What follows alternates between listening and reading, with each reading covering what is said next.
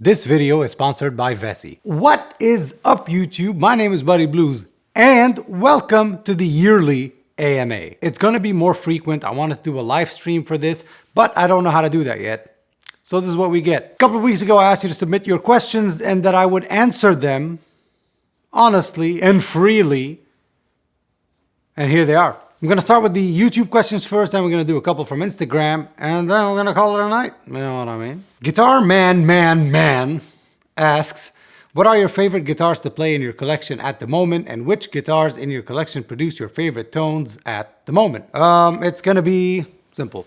The LSL Saticoy and the PRS Studio currently. Anytime I want a single coil sound, like a true single coil sound, like an early 60s Strat sound, I go for the Saticoy because it's my favorite S-style guitar. And anytime I want something with humbuckers, I tend to go for the PRS Studio these days. It's just easy to play, it's more versatile. There's nothing wrong with any of the other double humbucker stuff that I have, but I like the way it sounds. It's got a really unique sound with the pickup configuration that it has. Next, Jeff Hirschberg asks, what tips/advice would you give on playing those super fast pentatonic bursts you so often do?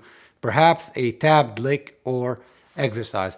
I'll do you one better. Those are all Eric Johnson licks, right? So we're going in fives as opposed to, hold on. All right. This is not going to be professionally recorded or anything. I just have a guitar in front of me and you're going to hear this. So here's what I mean by fives, right? So 5. You see what I mean? 1, 2, 3, 4, 5. 1, 2, 3, 4, 5. That's an Eric Johnson thing, right?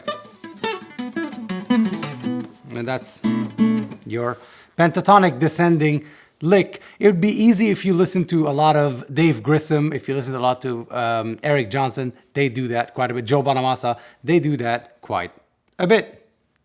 Next. All right, next question is from Yamakaze 1923. What are some of your favorite songs to play live? I really like the song that really made us known, put us on the map, I guess. It's Wrong Side of the Blues. So I enjoy playing that song because the people enjoy listening to it. When we're playing at like big festivals and stuff like that, and people are there to see us rather than at a bar somewhere. Wrong Side of the Blues is the song that tends to excite people the most. It tends to be asked for by the people the most. So I really do enjoy playing that song. Another one is another one from ours. It's called Move On. I'll post links to both underneath. Hope you enjoy them. Thanks. Jordan Howell asks, new to the channel, welcome. So apologies if it's been answered, but what picks do you use? I tried a ton and finally settled on chicken picks. Uses an actual chicken. Crazy how big a difference it makes on the tone. Absolutely, I did a whole video about it. I exclusively use honey picks. They are, in my opinion, the absolute best. Believe me, I've tried. And believe me, I've thought that picks have no effect on the tone whatsoever. I did a whole video. I'll link it here. They are top notch. I highly recommend honey picks. They make the best picks. And you're absolutely right. They changed the tone substantially and it made me play faster and more accurately. Next, El Scorcho asks, any experience with Filtertron, mini humbuckers, or Firebird style pickups? Firebird, not really. Not really. I've tried the Les Paul with mini humbuckers once. I guess that counts. No, it doesn't. Anyway. Filtertron, I had a Gretsch a long time ago, 4 or 5 years ago. They're all right. I don't think they're me yet. I don't quite like that sound. And mini humbuckers, like I said, yeah, I've tried a Les Paul. I never owned it, but I tried a friend of mine's Les Paul that had mini humbuckers in it.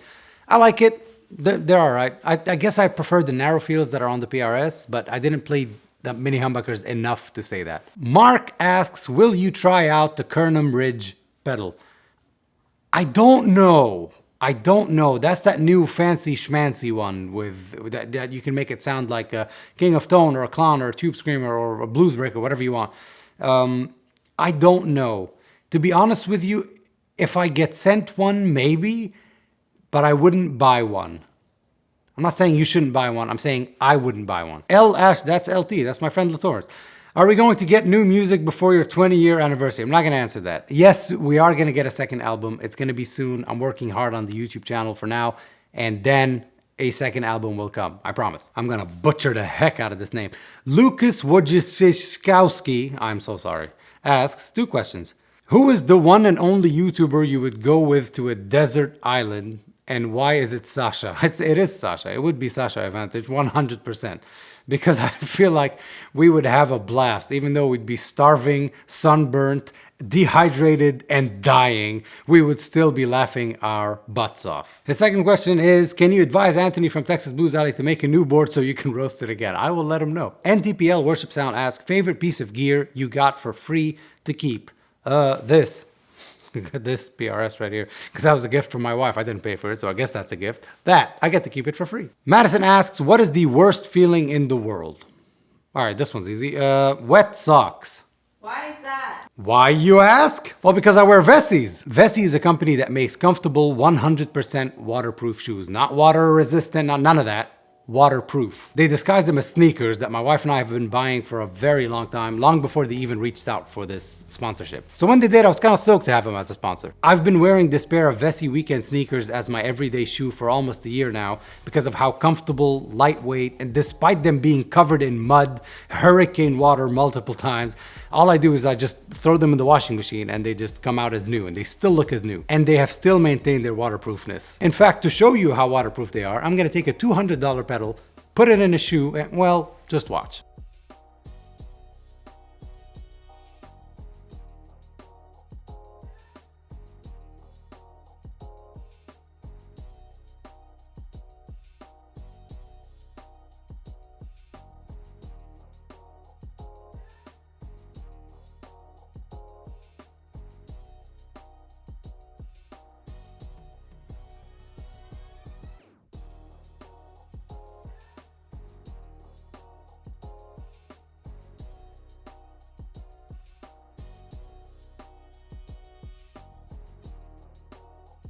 Dry as ever. That is thanks to their material called Dymatex that they integrate right into the sneaker, which helps keep your feet dry all day. They're also 100% vegan and cruelty free, so do us both a favor, get yourself a pair. They're waterproof.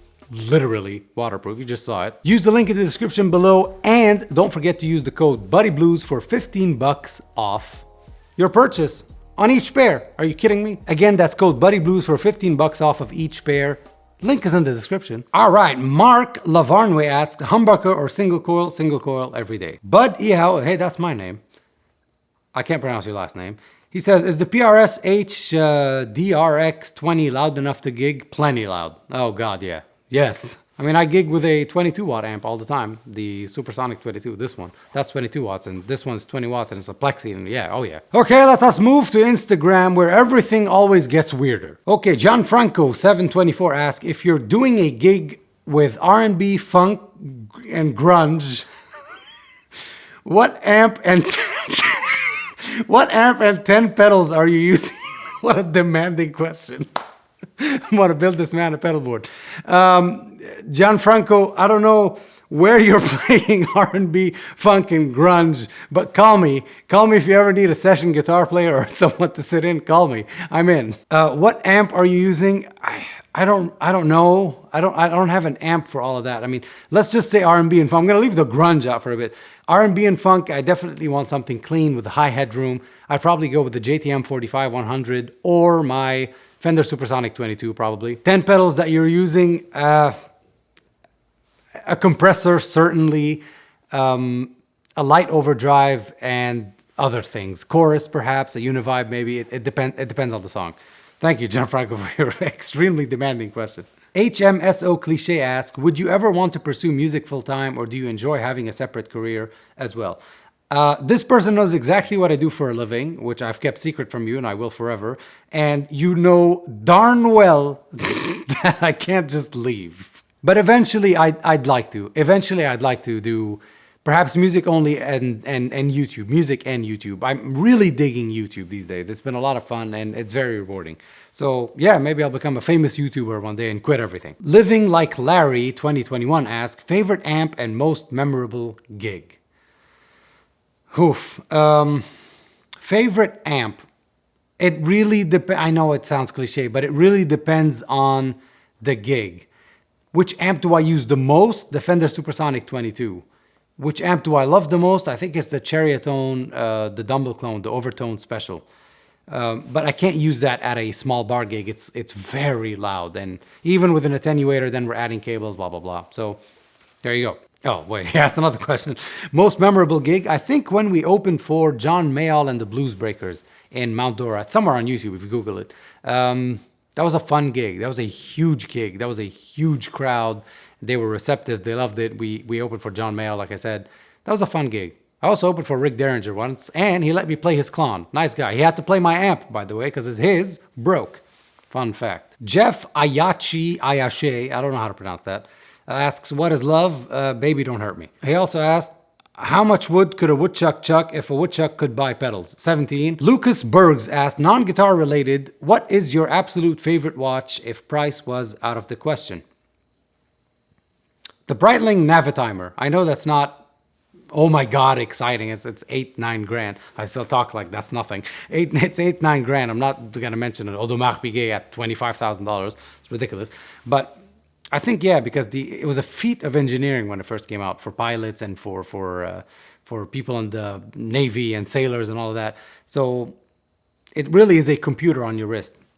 Feat of engineering. I enjoy it very much. Awakened Pix asks, what guitarist inspired you as a kid? Hendrix and who else? David Gilmour. Faraz Habib asks, how do you know when not to play? I have a video about that, one of my very earliest videos. I'll link it as well below.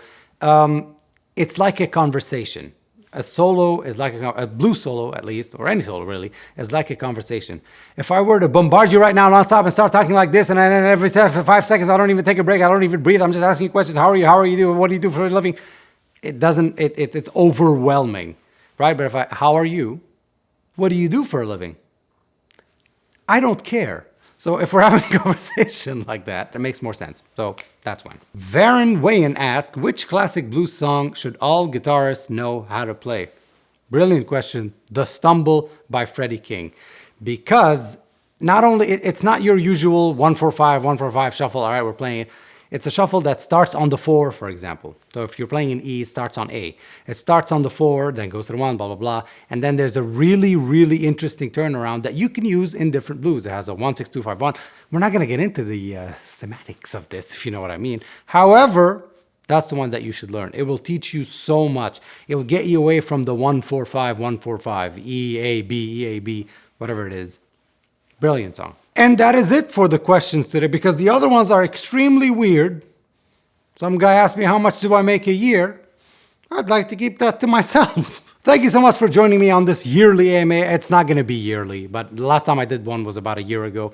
But I want to do these more frequently, and I want to learn how to do these live. Maybe we'll do some live streams where you can ask me in person and I can answer. You can ask me, hey, show me that lick. I think that would be cool when I learn how to do it. Thank you, Vessi, for sponsoring this video, and thank you for watching it. I have been Buddy Blues. You have been the people of the blues. Until next time, thank you for watching.